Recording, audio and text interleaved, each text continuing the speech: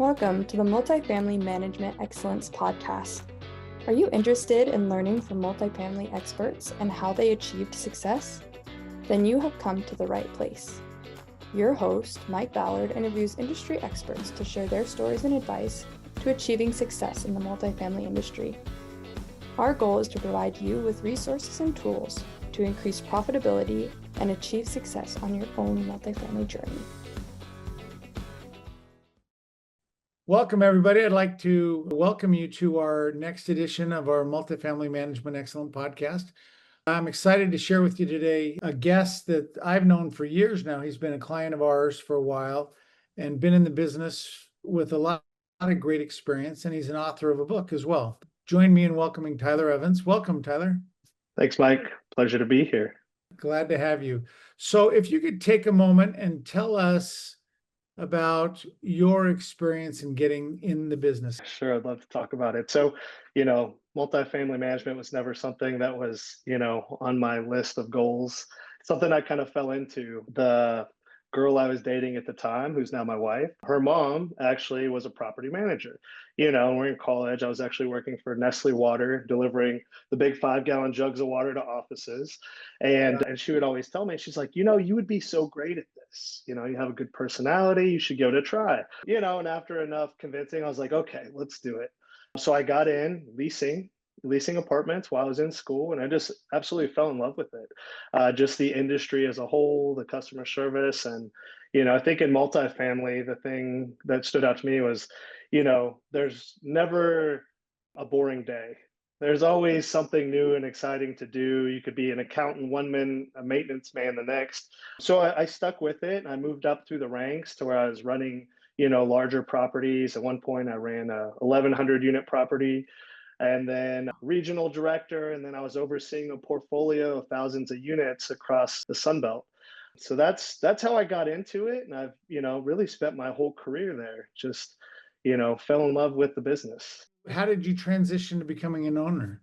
Really, there was one moment for me where, I'd been with this company for 12 years, pouring into it, building it, really giving everything. And in my heart, I felt like an owner, until there was this one point where, just a fundamental disagreement where, something like they wanted the maintenance men to run all the maintenance teams because they know better than managers.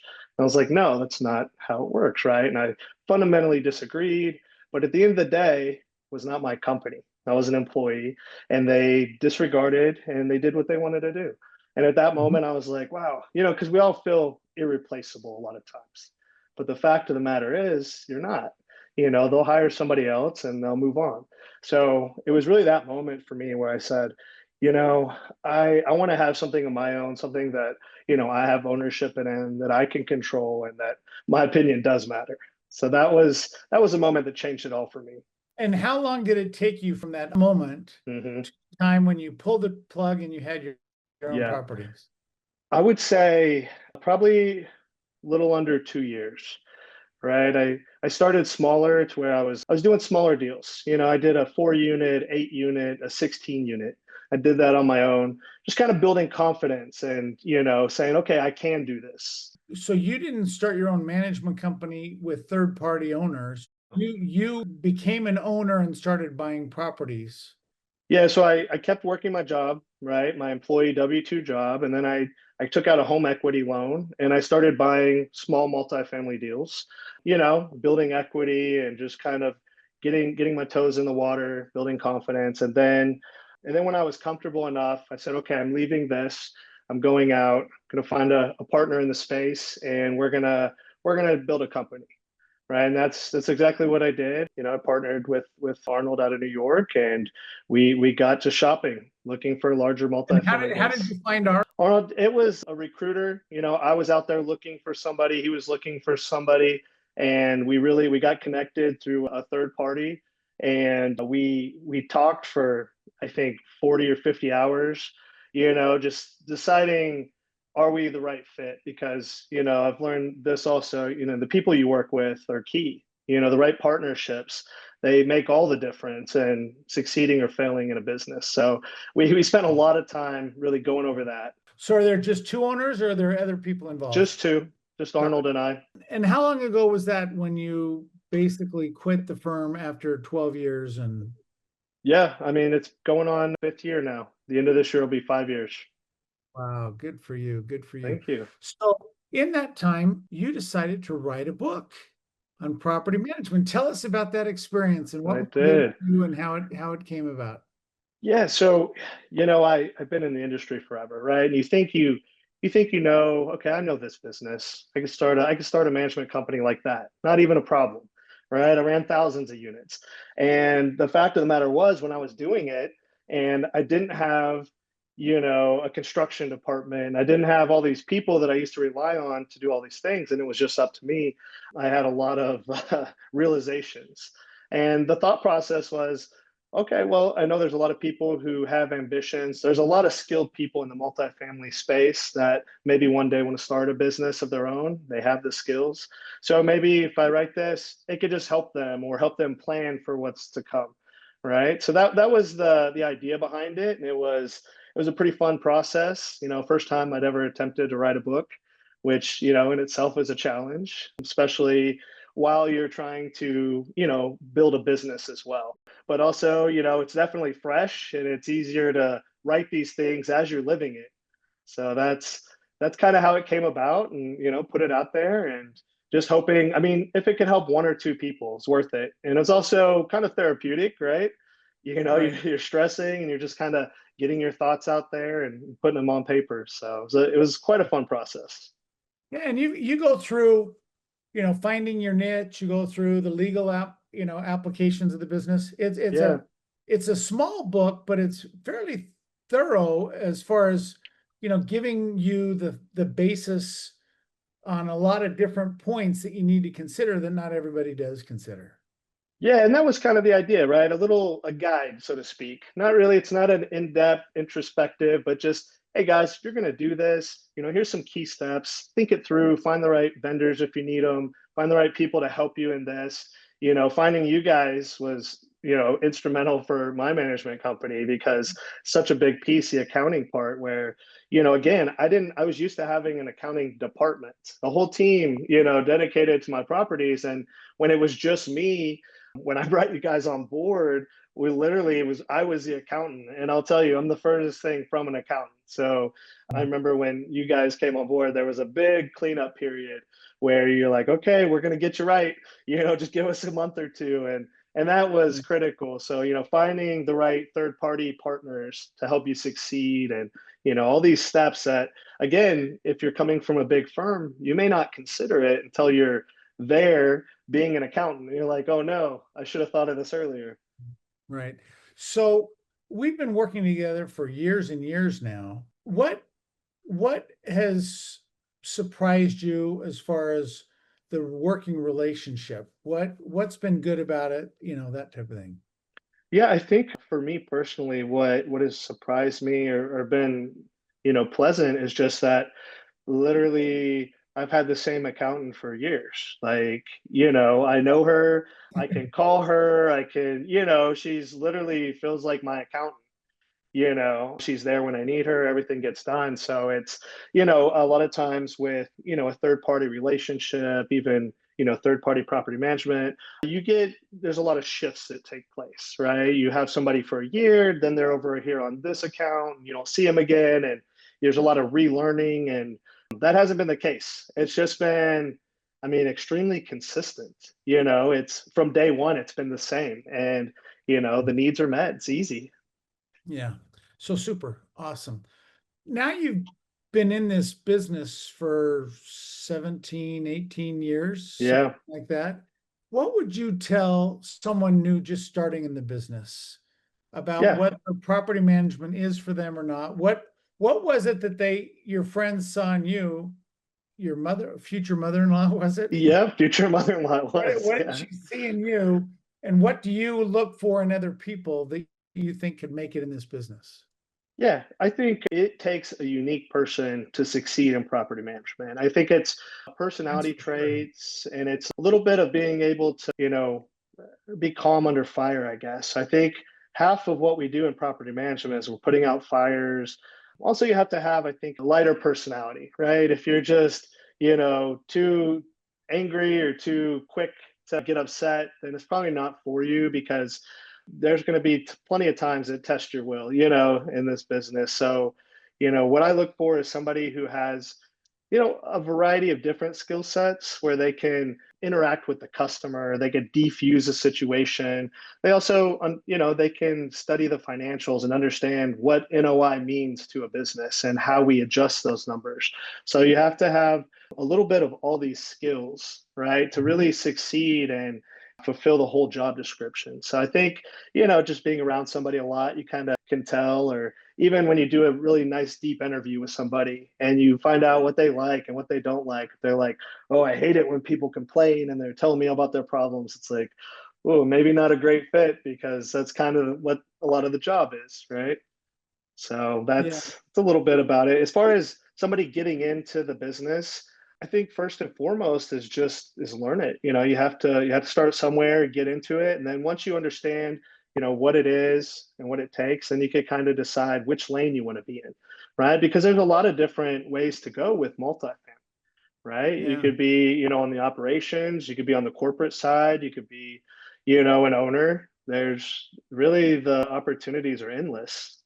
Yeah, we see, at Ascent, we pick up 10 to 15 clients a year.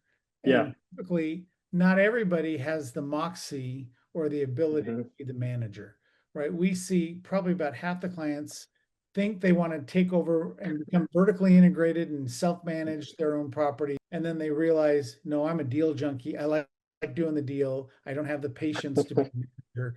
And they give up and they go back to third-party management, Yeah. which is right for them. It's not for everybody.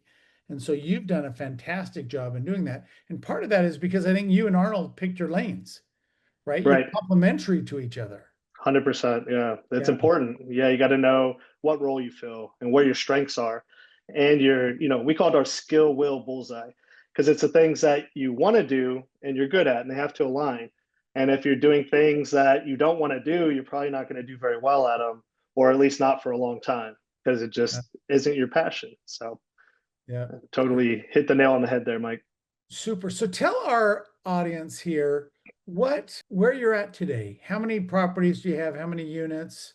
And kind of what your goal is going to be over the next couple of years. Because Hmm. I think we're coming out of the down cycle. Yes, We have a I little agree. bit to go. And the last couple conferences I've been to, and as you know, I go to tons of conferences, about 12 or 15 a year.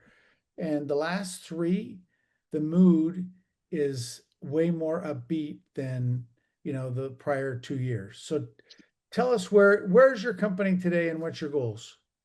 Okay. Yeah. So we sat out the last 2 years from acquisitions just because of the state of the market. We picked it up early Q1 this year. And so, yeah, I could attest to what you're saying and seeing in the conferences, firsthand. We've been underwriting deals all year, and they've been getting progressively better. More deals have been making sense. So our goal is to get back into acquisitions mode. We actually just got LOI accepted on a deal recently, so we're in due diligence currently. Yeah, so we got about 250 units that we own ourselves right now, and then we have 200 in contract. So, scaling up, we should have that closed before year end, and then we're looking to turn around and get another one as soon as possible. So, our goal for 2026 is at least 60 million in acquisitions, Wow. trying to get a few hundred more units under the portfolio. Typically, what's your sweet spot? What types of properties are you looking for? The first few years we're really going after more C-class value add, but given the current, economic climate, and we see a lot of pressure on the C renters, and the value add plays just don't really make sense there. They're already, squeezed so tight, you can't really go in and value add those. So we're really focused more on B assets right now. So, a clean 1985 and up asset is really what we're targeting. And we're paying special attention to the markets as well. So we really are looking for markets with a strong median income. Texas, or are you looking outside of Just Texas? Texas. We're Texas based. We believe heavily in boots on the ground, right? I think when it comes to knowing markets and being present for assets, you can't beat having people local to that market. So we really believe in that. we've seen probably 3 or 4 clients that had a lot of their properties all spread out and they tried Yeah. vertically integrated. And unless you have a good core amount, Hmm. scale Yeah. in the markets, it just didn't work. And we have a few clients today where they self-manage the ones close to home and they use third-party managers in other markets. Yeah, in the firm I was with, we tried opening new markets with small scale. We tried Memphis, we tried Oklahoma City, and I was flying out there, 2 weeks a month, trying to, get it going. It was just a nightmare. And there was, no backup, no other properties around, nobody there. It's just very stressful, right? But when you have a little scale in a market, and when it's 20 minutes from your house, you don't mind going to the property as much versus traveling. So just from living through that, I prefer to try to keep it close to home or have a key partner in that market. Like our head of underwriting lives in Dallas and has been in that brokerage world. So, he'll go tour deals, he'll stop by if he needs to. So I don't have to drive to Dallas all the time. Great, great. So you said 1985s are newer, B class. Hmm. What's the ballpark price range you're looking for? Yeah, minimum would be about 17 million up to about 28 million. That's So really, per door, how much per door are you typically hoping to pay, expecting? yeah, well, hoping to pay.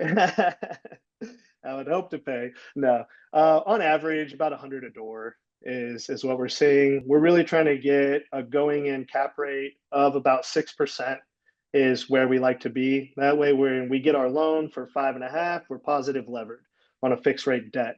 So, it's a little bit more conservative going into a deal. A lot of the deals that we get about 50, 40 deals a month, and about, 5 of those actually work. So, You're right. a And lot then of you them bid on are. those and maybe you get one every 2 or 3 months, right? Exactly. Yeah, we've been in plenty of best and finals, and just people are willing to pay a little bit more. So yeah, you get about one every 4 months is about the flow. Great. And do you syndicate to lots of investors or do you try to just have 1 or 2 major investors? And we syndicate to lots of investors, retail investors, about 100,000 check size is what we Mhm. target. And what's the generally the type of returns you're trying to promise them? Yeah, we shoot for a 2x return. So whatever they put in, we're trying to double their money. Cash on cash is about 7% minimum. And then your IRR right around 17%. So those Great. are kind of our ballpark returns baseline. I remember when a lot of people said, "Oh, I only want to see 20% and above," and then we've seen a few of those folks where they leveraged a little too much and You're right. losing the Yeah. property. And so now I've talked to a bunch of passive investors and they said, I'm going to be happy with 12 to 15% return Hmm. because I want it to be safer. I want it to have a lower, Yes. I want, I love that. nicer property. And so there's a whole mix of investors out there for all of you that are listening. Hmm. So understand who your market is and that type of thing. And sometimes the higher IRR isn't necessarily better because Well, there's yeah, more risk. risk, more reward. Exactly. So we try to be super conservative. It's not like this ballpark, superstar return, but it's a very strong return, and we like it because it's very conservatively underwritten, which, in my opinion, is more important, right? It's like, can you actually achieve this, or is it just look good on paper? So you got to Yeah. watch out for that, investors. Yep, that's great.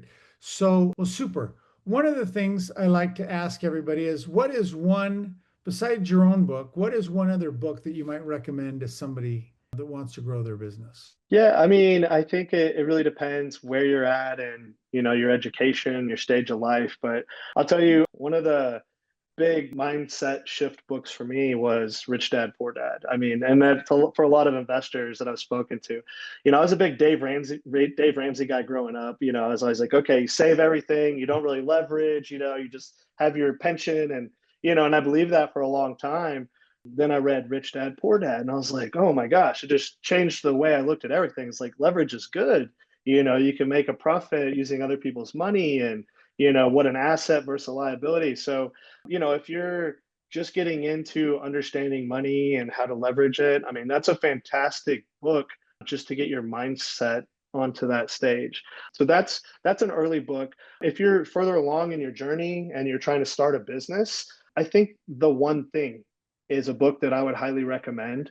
Obviously, as a business owner or starting a business, you have about 10 million things on your plate that need to be done. And it's about kind of breaking those down into what's important and just finding one thing that's actionable, right? And creating steps around that one most important thing. And it helps you really just make progress instead of getting overwhelmed. You could, see the big picture and take actionable steps against it. So I think that's a fantastic book to read. Got it. Now, also, you talked about going to conferences. I go to conferences. Talk Mhm. about value do you get out of going to those conferences? Yeah, I think real estate is a relationship game more so than a lot of industries that I've been in or seen. So the main thing is really just connections, right? And one thing I love about multifamily, although we may be competing against each other on deals as owners, but everybody's more than happy to really just open their books and tell you everything. They're like, hey, this is what we're seeing. This is what we bid on this deal, right? So you can just get, I mean, the most valuable insights from these people that are doing the same things you're doing.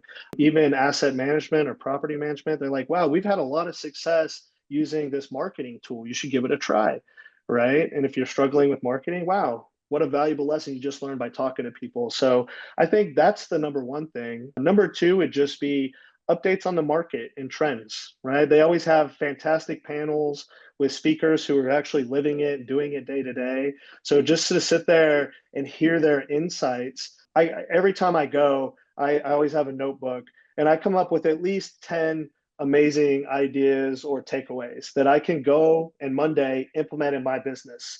It's worth the cost of admission. I love it. I love it. And you're actually probably a little more productive than I am, but if I can come away with just one or two, Yeah, that's all it it takes. sometimes I've seen one idea mean over 100,000 in value. Or Absolutely. I I remember, I encourage a lot of my clients to go to certain conferences all the time. I remember telling my client in Atlanta, you need to come to this IMN Middle Market Multifamily Conference. And the next one was in New York. And so he comes to New York and I put him on a panel and he's great, but then he's just always networking. At the end, he says, Ballard, why didn't I know about these before? I Right. met 3 investors. I raised like $1.65 million because I had one group. One guy represents a bunch of basketball players in the NBA, and they're Oh, going that's to do a cool. million. I got one group for 500,000, and I got another guy who's going to do 150 in my next deal there in Atlanta. And then I did the same with a client in Utah. He came to a conference in Texas and kind of had that same experience where he met a guy who was willing to be a co-GP on a 500 unit build, Yep. ground up development, and it was a $110 million project. And he Yep. said, That's what I was going to say. Literally, whatever you want to get out of it, the people are there for it. Like you yeah, want investors, you want a partner, you want a business partner. Like there's plenty of a people. You just got to go lender, talk you to want them. to, Lender, yeah. so Property management, accounting, whatever you need. yeah, super. Well, thank you so much for being on our podcast today. This was super valuable. You gave a lot of very actionable nuggets, and I really value that, and I'm sure our audience will too. So, want to thank everybody for participating in our podcast today. Click the link. We'll have a direct link to Tyler's book. So, take a look at that. It's just $6 on Amazon, and it's got a lot of valuable information. So, click on that, and we'll see you again next month. Take care.